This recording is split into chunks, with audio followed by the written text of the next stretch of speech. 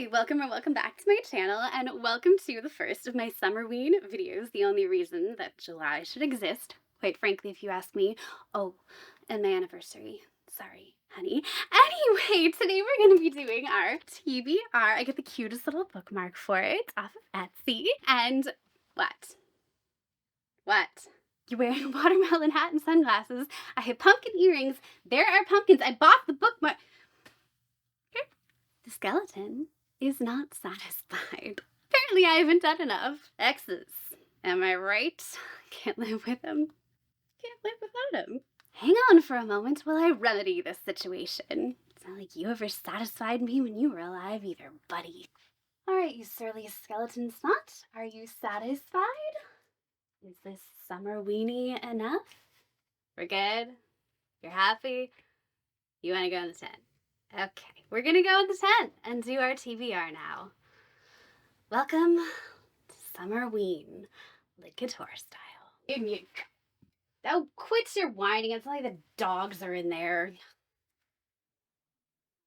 Welcome to our Summerween tent.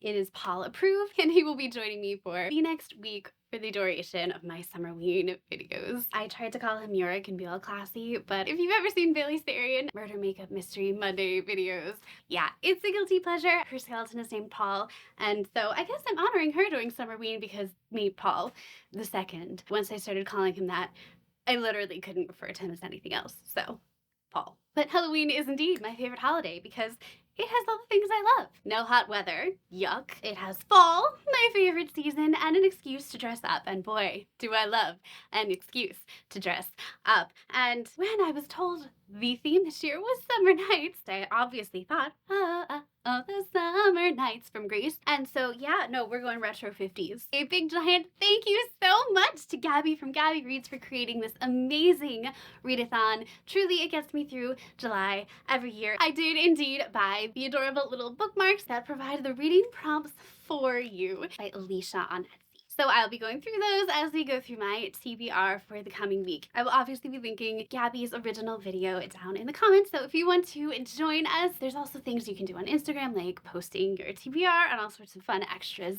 And of course, I'm sure she'll be doing stuff on her channel, like read-alongs and things. But let's go through my TBR. The first reading prompt is to read a book in the dark. You can literally pick anything, but I'm sticking to nothing but thrillers because I am coming off of a Bridgerton binge. I have done nothing but Regency romance, Regency romantasy, and yes, some fantasy as well from the lovely Dragon Readathon, the Library of Dragons I was just a part of, From Books to Ashes. I just want thrillers. I want to read about people whose lives are, well, thrilling and fast reads and worse than mine right now. So we are going to be doing a book I've been dying to read for so long. Listen for the Lie by Amy Tantera. I saw Olivia Reads a Latte reading this months and months ago when it first came out from Book of the Month, and she was like, oh, I'm loving this. I'm living for this.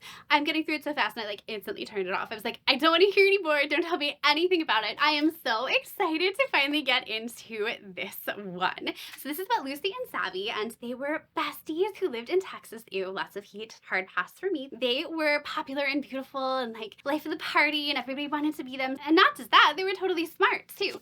And enviable lives, might I add. Okay, Lucy, she got the guy, the diamond ring, the big house, you name it, everything. And Savvy, total social butterfly. And if you listen to the rumors in those little Texas towns, you know the ones I'm talking about. Well, she also got all the guys.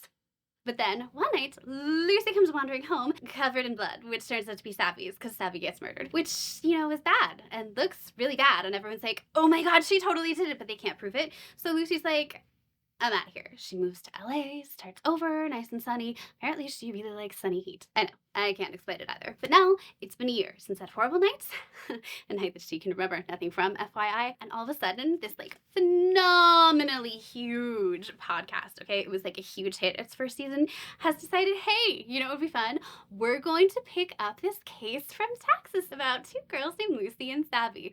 Yeah, thanks so much, Ben Owens. He's really good looking, and his podcast, in case you're wondering what it's called, Listen for the Lie. I love it when they do that. So anyway, now Lucy is going back to her hometown because everything's being investigated and she's gonna have to face down everything and figure out what really happened that night, even if it means She totally killed her best friend. Truth's out there, apparently, if you just listen for it, according to the tagline. My money's on the husband. It's always the husband, isn't it? Sorry, hubby. Yeah, if I ever go down, it's not my husband. Just so you know. Our next reading prompt is read a thriller or horror book. Now, I love Halloween so much, and you think by all these things, especially the fact that I literally have a skeleton co-hosting with me right now. Paul, you doing good? Do you need some vitamin water? No, we're good. Okay. I have enough trouble sleeping at night. I don't need nightmares. Thank you so much. So we're going to be sticking to thrillers. And for my thriller, I have chosen How to Solve Your Own Murder. I figured if I was going to be doing a book from Book of the Month, I should also do a book from Aardvark. They are a new Book of the Month box. They send you books every month, and they're much smaller, and you can only get 3, not 5, and I'm gonna be doing a whole video at some point comparing the two, but they have much quirkier picks, which can be really fun. This is by Kristen Perrin, love first name girl, and this is about Frances Adams. So she lives over in England. It's 1965, and one day she goes to a little festival with her friends in the village, and they all decide to get their fortunes read. So fun, right? And when they do, the fortune teller's like, oh gosh, yeah, good times, but by the way, FYI, when you die, it's gonna be because somebody murders you. Wow, great fortune. Her friends are kind of like, don't take her seriously. It's like a fortune teller, whatever. Oh, nay, dear friends, nay. Frances spends her entire life terrified and waiting for this and taking down notes and gathering dirt on every single person who ever crosses her life for the next 65 years. Yeah, that's a long time to be scared and a lot of people to take notes on. But nothing happens. She spends 60 years waiting until she gets murdered. Score one for those fair fortune tellers, I suppose. Meanwhile, present day, Annie Adams is totally on her way to visit her slightly reclusive, slightly odd great aunt Frances. You're making the connection here, right? It's the same Frances. Okay, good. So she's got this great sprawling estate over in England, and when she arrives, great Aunt Frances has been murdered. Annie is like, oh, nay, this is not okay. I loved Great Aunt Franny. I'm going to solve this murder. And luckily for her, when she arrives in this quaint little village of Castle Knoll, there are notes upon notes upon notes upon notes on all of the villagers who suddenly seem very eccentric. Who's not going to seem weird if someone has not gathered every fact about you ever in a notebook? I'm sure I would seem weird if someone was gathering all the dirt on me ever. I'd probably seem a little odd without that. Annie looks through all these notes and is like, wow, all these sweet and hearing English villagers, they all possibly could have a motive. So she starts dredging for the clues, digging up everything she can, looking through all the notes, going into the village, talking to people. And as she gets closer and closer and closer, she suddenly realizes, oh crap, I might actually solve this, but the only problem is, can I solve it before my Aunt Frances's fate becomes my future? Dun dun dun. I think it's gonna be good. The next prompt is to read a book with a night sky on the cover. Again, didn't have to be a thriller, but I went with one. So I have a backup book because this one could truly be the most terrifying book I've ever read in my entire life. And no, it's not about spiders or monsters or sleeping on sentences. I did that once. There was a spider in my makeup bag. I am never doing it again. This is called Careful What You Wish For by Hallie Ephron. It is a novel of suspense. This is about Emily Harlow, and she has this video go totally viral. Not a fear of mine. Please, feel free. Make my videos go viral all you want. Her video is of cleaning and organizing. You will not get one of those from me. Ever. And she uses this to launch her career as a professional little organizer and declutterer. Good for her. I guess it's a dream for some people. She is married to a man who cannot drive past a yard sale without stopping. He calls himself a collector, but she knows the truth. He's totally a hoarder. He has slowly filled their attic and their garage and their basement with stuff. It's filled, okay? And I'm saying this is sort of my nightmare because I am a collector. I just really like books. For the organizing process, right? It's fine. It's fine. We're fine. My husband loves me. So anyway, she has this set of rules. And the reason she's so successful is that she doesn't allow husbands to declutter their wives' stuff or wives to clutter their husband's stuff. You stick to your own crop. And she sticks to her own rules. She will not declutter her husband's stuff. But she's kind of luckily, she has 2 new clients to distract herself with. She's got this sweet elderly little lady whose husband just passed, and this lady just discovered that her husband had this massive storage space, so she needs help dealing with that. And then she has another couple with a young wife whose husband will not allow her to bring her stuff into the house. Red flag. But when she meets this young wife, it's kind of a weird little detour because the 2 of them are sippy, sipping on some wine.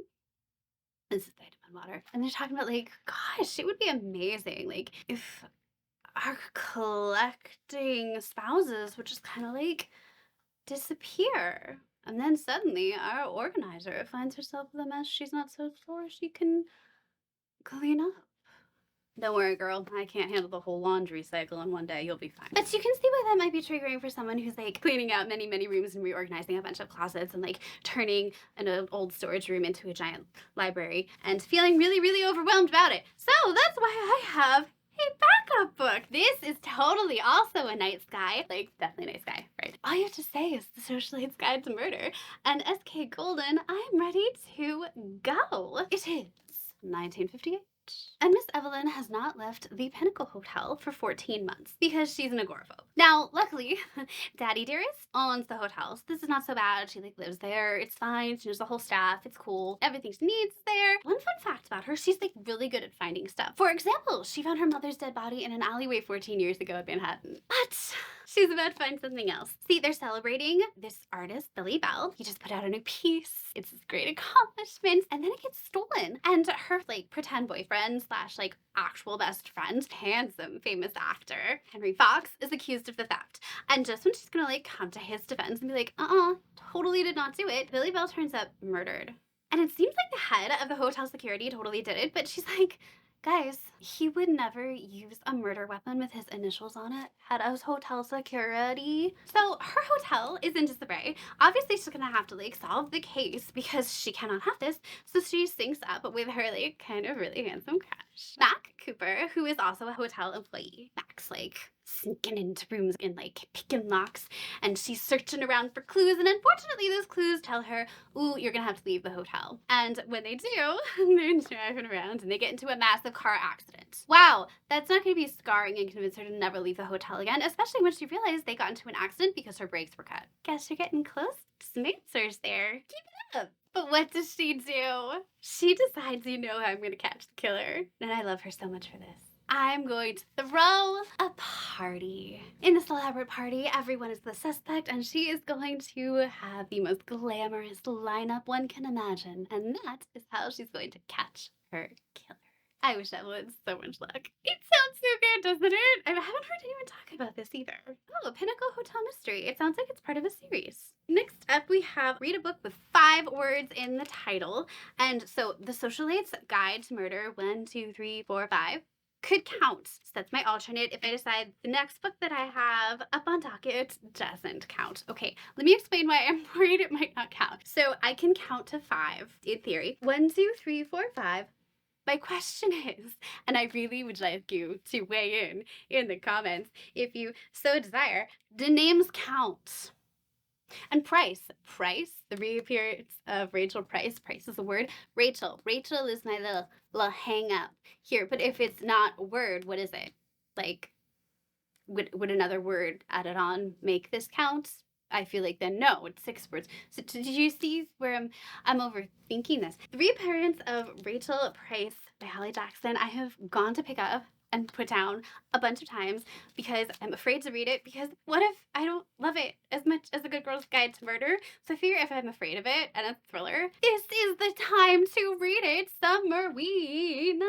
This is about Belle. She is 18 years old and she has spent the last 16 years living in the shadow of the disappearance of Rachel Price. That's her mommy. So she was 2 years old when her mom disappeared, and she was like in the car when it happened. Obviously she was 2 and remembers nothing.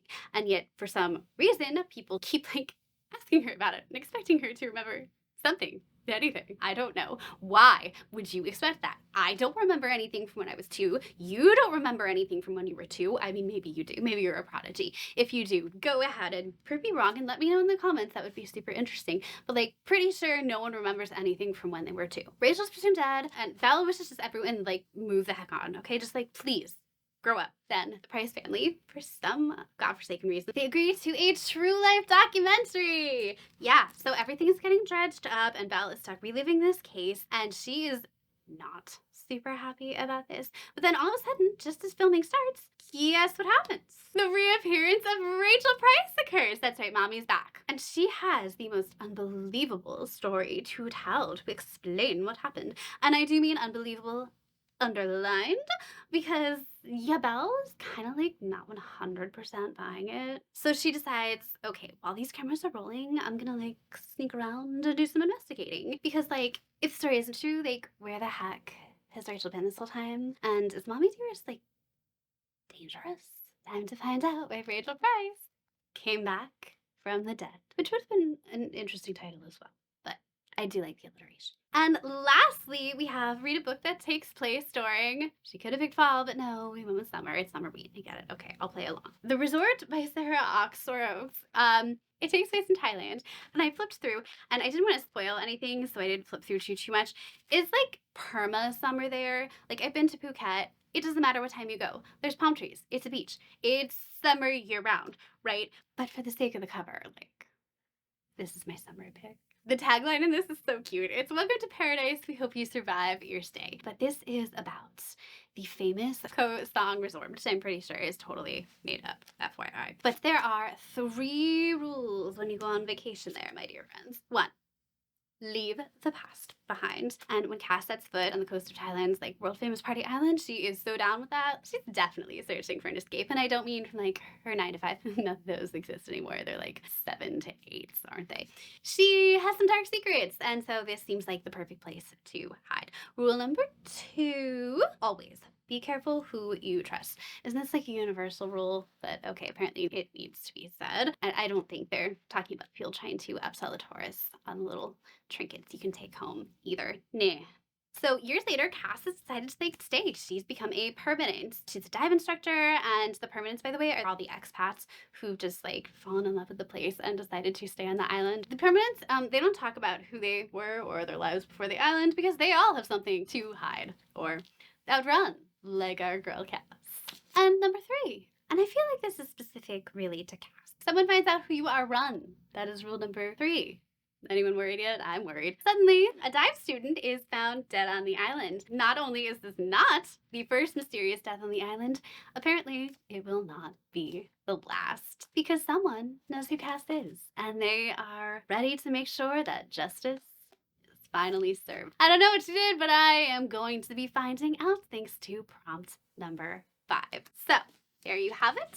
100% not in order, but there are my books, my 5 and my 1 alternates. And sneaky little me, I did fill out my bookmark earlier with all of my prompts. Yeah, I bought 2.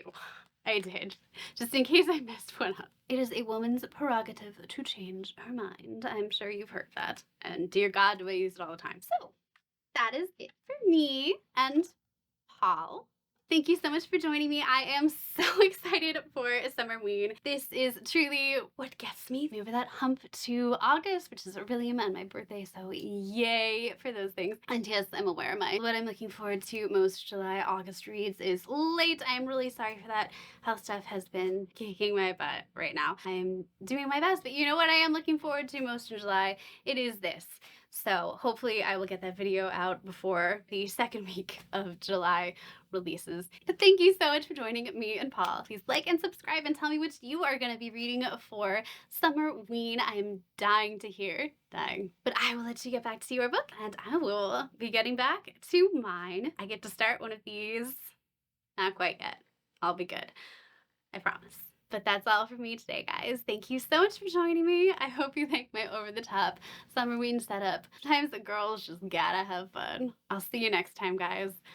Bye.